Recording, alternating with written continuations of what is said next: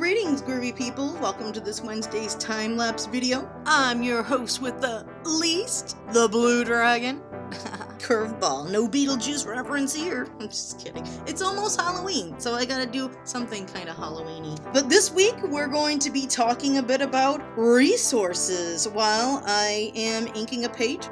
Name of this week's video, Source the Resource. Not very clever. I was trying to do a Mitch Hedberg thing, like I remixed the remix, it was back to normal, but mine doesn't work, it just falls flat. Anyway, first I want to say thank you to my amazing patrons. You guys are awesome. You build my morale, you make these videos possible, as well as you help me out with my art. You make the art possible, actually, that's the first thing. You are the best. And then I want to thank my new subscribers and anyone who's been commenting. Your input, your interactions, they're so important to me on a personal level. They also help with the YouTube algorithm, which this is a challenge I would like to pose to any artists out there or conceptual design people. I want a monstrification of the YouTube algorithm. Holy crap, how amazing would that be for someone to like draw a monster version of that, because man, there's so much Word of Wednesday existential horror that comes to YouTubers from the whole idea of the algorithm. I think that would just be a perfect Halloween scary image, so I challenge you. I don't know how you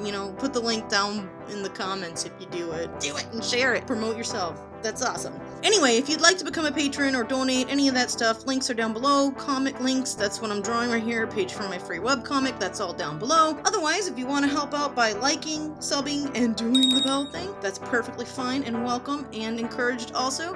And Con+Alt+Delete is coming up in December. Information on that, links below. Blah, blah, blah, blah. Sorry, that's like from an old Nicki Minaj song. Sorry about that, you guys. Moving right along, I want to address something that I see quite often people struggling with, myself included. I see people, they're self-professed novices, and they're battling, what's the best route to learn art. And I can't cover in a 10-minute video how I feel about, college versus being self-taught versus contracting someone. There's so many thoughts that I have on all these things. They have a lot of different conflicting feelings about it all. But that said, I can maybe give a little bit of help for people who are looking for free resources on self-improvement, how to improve the art without having to incur over $30,000 worth of debt.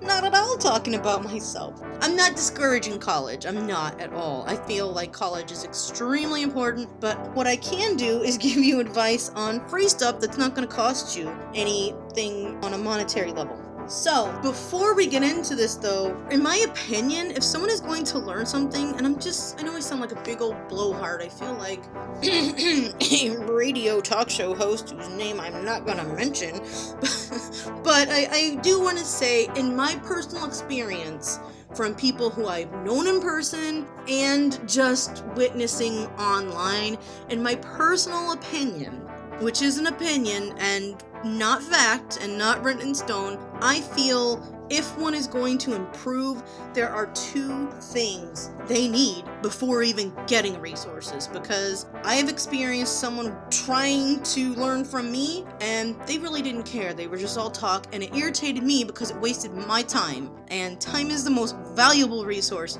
period.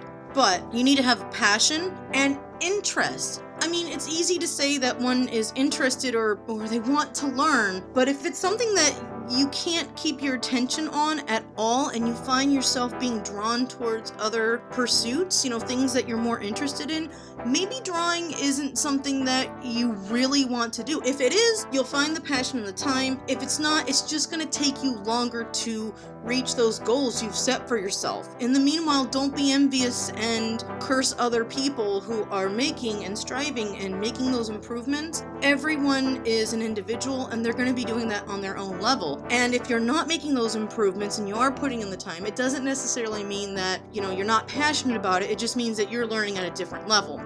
But it is important that if you want to learn, you need to be interested in the subject. I can say I want to learn about Pompeii, but if I start watching a film on it or reading a book and I keep putting it off and other things are drawing my interest, I'm not going to learn about Pompeii. I'm going to get some bits and pieces here, but I'm not going to learn about it. So you have to have an interest in the thing, I feel, and a passion. And the other thing is time. And time is something that can be a lot harder to get, especially if you are someone who works full-time or has more than one job. Time is going to be a little trickier. But if one can learn their schedule, maybe they can, if they get breaks, which legally you're supposed to, but every job I've had, you really don't get breaks. Well, not every job, most jobs you really don't get breaks. Who cares? It's just a federal law. People's rights don't matter. What? And I worked for the feds and we didn't get 15-minute breaks. What a bunch of BS. Anyway, I'm sidetracking. If you do get breaks, or if you have like a lunch break or something, you can eat and draw, or you can find time. If you can figure out your schedule and you have the time, prioritize that sketching or that learning or whatever it is you want to do. It's not always going to happen. It's not going to necessarily be possible every week, but if you can find time, reserve that for learning. So in my opinion, again, the time you have less control over, unless you're using the time that you have to pursue other interests, but having the interest in the art or the improvement, in my opinion, is pretty important, because otherwise the resources aren't going to mean shit to a tree. You can check out however many books you want, and if you don't read it and look at it, you're not going to learn from it. But that's what I want to preface this with. Now, having said that, free resources that I think everyone should be utilizing if you don't want to spend money, but you definitely want to learn. We can't be frivolous with our money either, so I am always looking for free resources. And my favorite, number one on my list, is the library. I go online, I am part of different art forums, and I look at what other people who are creating comics are finding inspirational. Someone this week or last week was talking about Framed Ink, this book by Marcos Mateu Mestre. I hope I said his name right, or Mestre. And so I checked that out from the library. They didn't have it on hand, but they have, the interlibrary loan or whatever they call it here, and they were able to get it from another branch, and I was able to pick it up. So number one resource for me is the library. You can check out books for free, you can request books, you can request movies. The other reason why I love the library is because if you are in a household where, like my sister just last year got internet for the first time. Now, a lot of you are going to laugh at that. Yeah, she had a cell phone that she had internet on, but my nephew only had access to the internet at the school library and at our local libraries. There are a lot of people who can only access the internet through means that are free. So the library is great because if you're working, your taxes are helping to support it. You can also donate, of course, but you're paying for it anyway. Why not utilize that resource? Go and get the free Wi-Fi, or if you don't have a computer, let's say you don't even financially have a computer, but you have the time to go to the library, they do have computers that you can use. Now, you can't look up things that aren't safe for work, but if you're using it specifically for looking up resources and things that you can take home, or my second thing is free YouTube videos. People who are willing to share, different techniques for learning, free YouTube videos. So library, make sure you have a pair of headphones. You might have to invest in some earbuds. I think you can get those pretty cheap, but definitely the library and YouTube videos. Artists, learning from watching their videos, learning from free tutorials, things of that nature. If you're watching the commercials, you're helping to support them, so you don't have to put up any money up front, but you are supporting them and they are helping you. So it's like a symbiotic relationship. Podcasts are the other thing. I've been listening to this Proco recently. I've been watching the YouTube videos, but they actually have a podcast, so you can go to different .orgs, maybe go to like university websites and see what kind of resources they have that you can utilize while not being a student. There's a lot of things, especially with state sites, that are open for people to click on and listen to without having to pay and be a student. Online critiques, people's time is important, so if you're going to do the online critiques, be ready to get some honest critiques. Be brave, because it's painful to hear people tear down your work. I know.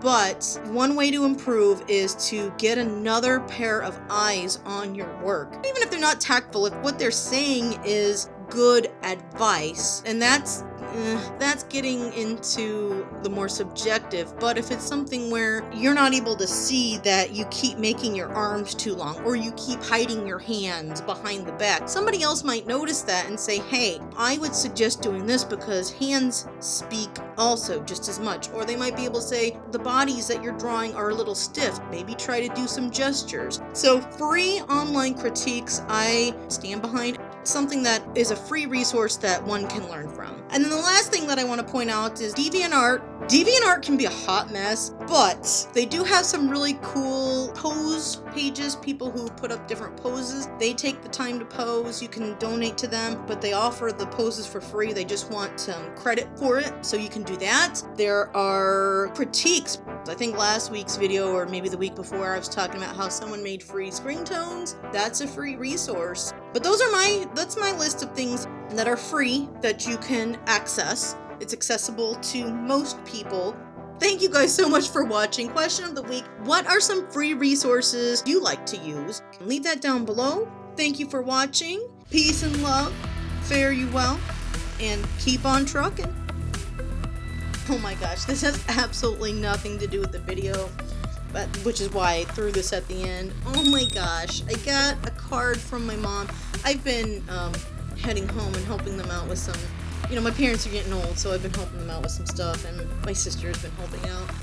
And I just received a card from my mom today, and it made me so happy. I love her so much. She is so cool. Absolutely nothing to do with the video, but I wanted to share that with a bunch of strangers on the internet.